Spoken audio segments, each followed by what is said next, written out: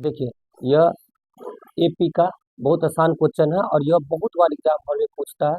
अभी तो क्वेश्चन पूछा गया है कि देखिए, यदि किसी एपी का 8वां पद 17 है, एक 14वां पद 29 है, तो उस एपी का सार्व अंतर ज्ञात करें। अंतर सिर्फ हमको डी पूछ रहा है। कभी कभी एपी का हमको कहेगा इसका समांतर श्रेणी ज्ञात कीजिए, समांतर श्रेणी का क्वेश्चन कहेगा समांतर श्रेणी ज्ञात कीजिए।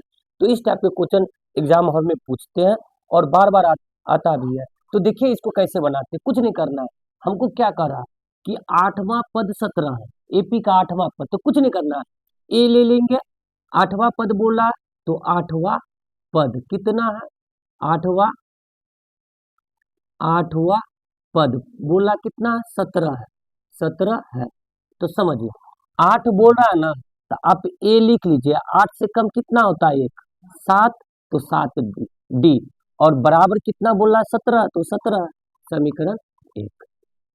यही फिर करा है। आगे देखिए, 14वां पद 29 है, तो फिर वही 14वां पद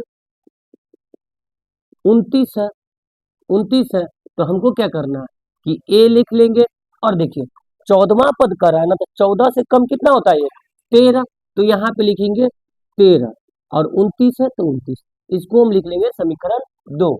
अब यहाँ पे लिखना है, बनाना है कि समीकरण 1 और 2 से, 1 और 2 से देखिए हमको क्या कर रहा है, एपी का सार अंतर माने होता है यही डी, डी निकालना है। तो 1 और 2 से, तो ए प्लस 7डी बराबर 17। दूसरा समीकरण 1 है, 2 कितना, ए प्लस 13डी बराबर 29। समीकरण 1 और 2 हो गया। अब देखिए कुछ नहीं करना, साइन चेंज कर देते हैं, कर दिए तो ये कट गया। अब इस दोनों को घटा देंगे, 6डी आ जाएगा, ज्यादा के पीछे माइनस है तो माइनस, इस दोनों को घटा देंगे तो कितना आ जाएगा, 19, 2 और 1, और ज्यादा के पीछे माइनस है तो माइनस, माइनस माइनस कट गया, डी बराबर 12/6, इसलिए डी बराबर 2।